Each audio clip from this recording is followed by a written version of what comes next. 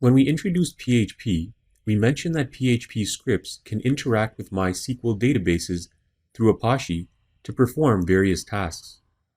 In this section of the course, we'll explore a very important part of web development.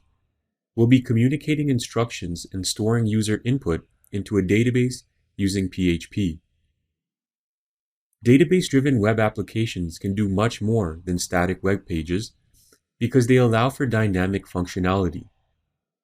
To illustrate this, think of some of your favorite websites that you use each day. For example, Facebook, Twitter, Netflix, among others.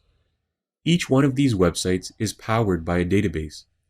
Regardless of the type of database these web applications use, all of their customer information, user preferences, and browsing habits are stored in a database.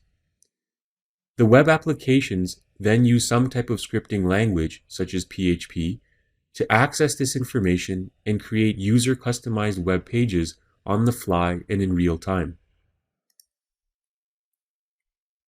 If you've never worked with a database, don't worry. You've probably worked with Microsoft Excel spreadsheets. You know that each spreadsheet is composed of rows and columns, and that we can have multiple sheets in a single workbook. A database works almost the same way. The database is the equivalent of the workbook. Database tables are equivalent to worksheets. Each table contains rows and columns, just like a worksheet.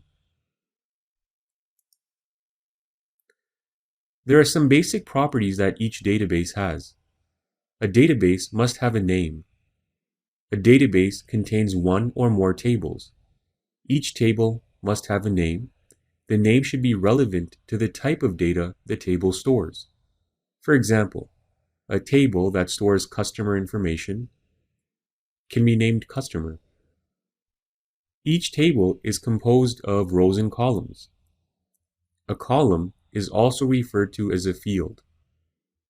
Each field must have a unique heading. For example, a table that stores customer names could have two fields, first name and last name. The rows in the table contain the data corresponding to the fields. Each field has its own unique attributes. We'll explore the attributes later in this section.